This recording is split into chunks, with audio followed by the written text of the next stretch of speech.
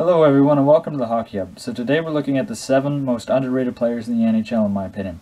At least 7 of the most underrated. There is a lot of underrated players in the NHL and maybe some players that even I underrate and I don't pay close enough attention to because there are so many good players in the league and it's really hard to narrow down just 7, but these are some of the 7 that I feel are some of the most underrated players, not necessarily in any particular order or anything, but we're going to get right into it. Now we're going to start off with Phillip Danault. Now, Phillip Danault is part of the reason why I'm wearing the Montreal hat and a Montreal jersey today, because I truly think that Phillip Danault is one of the most underrated centermen in the NHL. He's a great two-way center, one of the best defensive centermen in the entire league. I think that, potentially he could have a Selke trophy in his future, and maybe could have already been nominated for one by now. His defensive metrics are really great. He's always a plus player when it comes to the plus-minus stat, and his offense is pretty decent as well. A lot of people say that Phillip Danault can't produce offense, but I disagree. He's around a 15-goal scorer, and he can put up 50 to 55 points over an 82-game schedule. For a centerman that is praised for his defensive ability, that's actually really good. I would say that Phillip Danault isn't necessarily a number 1 center, but is still a good number 2. Some people think that he's best suited as a number 3 center, and I think he could still be a great number 3 center on a team with really good center depth. But on a team like Montreal, he's pretty comfortable being the first-line center for now. Maybe Nick Suzuki can come in and take over that spot, and if Phillip Danault is the number 2 center, then Montreal's still doing good, because Phillip Danault is a very good centerman. But up next I have goaltender Mackenzie Blackwood. Now I think Mackenzie Blackwood is one of the most underrated young goaltenders in the entire NHL. Blackwood put up very good stats this past season and had a winning record on a poor New Jersey team. He was actually probably their best player over the course of the season. I think he is their goaltender for the future, and although I don't think he has the potential of somebody like Carter Hart, his numbers have actually been quite comparable to Carter Hart, and Hart has played on a much better team. So I do think Blackwood has the potential to be maybe a top 10 goalie in the league one day, and for Canadian goalies, maybe one of the best. I could actually see him being a dark horse guy to go to one of these Olympic tournaments, maybe 2022 or 2026. I do think Blackwood is that good, and I think he's only going to keep getting better and better. I'm a big Mackenzie Blackwood fan, and I know a lot of New Jersey Devils fans have a lot of faith in him too, and I would. I think he's really good. He plays a very solid technical game, he makes some really good saves, and I think he's one of the better young goaltenders in the NHL. Next up, I have Zach Hyman of the Toronto Maple Leafs. Now, Zach Hyman doesn't get talked about a lot because when you think of Toronto, you think about their big four at forward. Austin Matthews, John Tavares, Mitch Marner, and William Nylander. But Hyman is actually a very good forward as well. He does play more of a gritty, kind of grinding game. He's kind of like Toronto's version of Brendan Gallagher in a way. He'll go in the corners, he'll get good deflection goals, and he has been a consistent 20-goal scorer the last couple of years. I understand that playing on a line with somebody like John Tavares or Austin Matthews probably inflates his stats totals a bit, but it doesn't change the fact that I think Hyman is probably a solid second-line winger that really doesn't get a lot of recognition because he plays in Toronto. He's one of the more longer tenured Leafs there, and he is coming up for a contract extension soon, so if I was the Toronto Maple Leafs, I would definitely try and get Hyman re-signed. He's a heart and soul player for them, and a player that I don't think Toronto media gives enough attention to.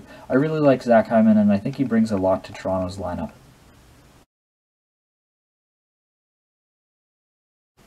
But up next I have Jeff Petry of the Montreal Canadiens.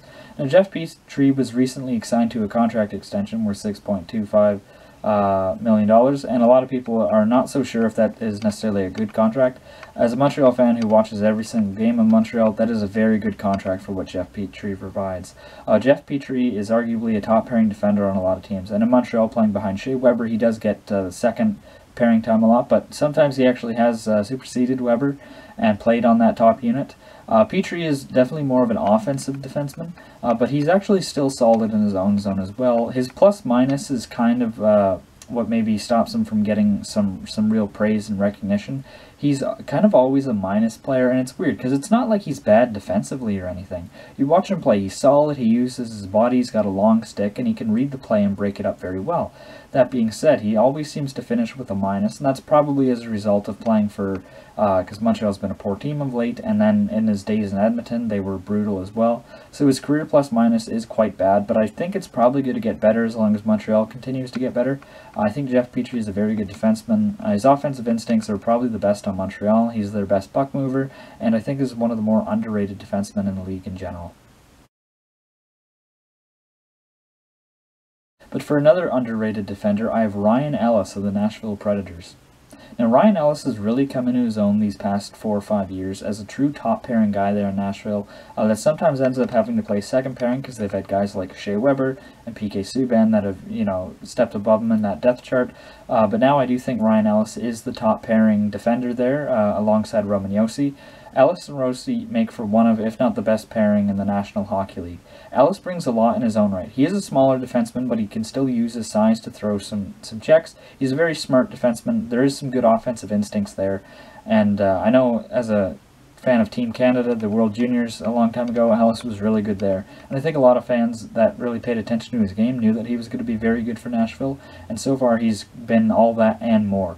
He's on a good contract long term, and I think he's still going to be a very effective and good defenseman into his mid-30s. I really like Ryan Ellis' game, and Nashville definitely is a keeper there. But next up, I have Brock Nelson of the New York Islanders. Now, when everybody talks about the forward core from the New York Islanders, they talk about their star centerman, Matthew Barzal. But Brock Nelson is a really good centerman in his own right. He's been a consistent 20 to 25, maybe even 30 goal scorer these past couple years. And under the Barry Trotz system, has really brought out the best aspects of his game. He's a very strong two-way center with some goal-scoring ability, like I previously mentioned. And this past playoff run was actually really big for the Islanders. He scored a lot of key goals and was one of their best forwards in general. I think a center duo of Barzal and Nelson is actually really good and one of the more underrated center duos in the league. Factor in they've also got Jean-Gabriel Pageau and Casey Cizikas. The Islanders actually have really good center depth, which is saying a lot for a team that isn't necessarily known for their offense, but more the defensive side of things. And that's what helps Nelson, because he is a strong two-way center with that offense. But last up, I have what is, in my opinion, the most underrated player in the league, in Jonathan Huberdeau.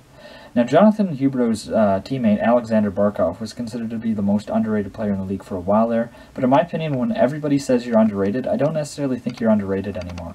I think Barkov does get properly rated now, but now it's Huberdeau's turn to finally get that recognition he deserves. Huberdeau has actually been a better point producer than Barkov these last couple seasons, and I know points aren't everything, as Barkov does bring a strong two-way game, and he is a center, which is more valuable. But it doesn't change the fact that Huberdeau has been over point per game for the last 3 seasons, I believe. Huberdeau is one of the best point-producing wingers in the NHL, and almost nobody hears about him because he plays in Florida. If he played in a market like Montreal, or like the New York Rangers for an example, he would be one of the NHL's biggest stars and one of its biggest names. But unfortunately, since he plays in Florida, a team that really doesn't get a lot of recognition, neither does Huberdeau.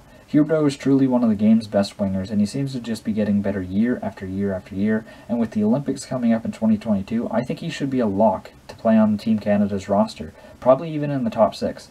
I do think Huberdeau is that good, and hopefully he can finally start getting some recognition in the coming seasons. But that does it for today's video. I appreciate you guys watching till the end. Please leave a like, comment, subscribe if you haven't already, and I will see you guys later. Bye for now.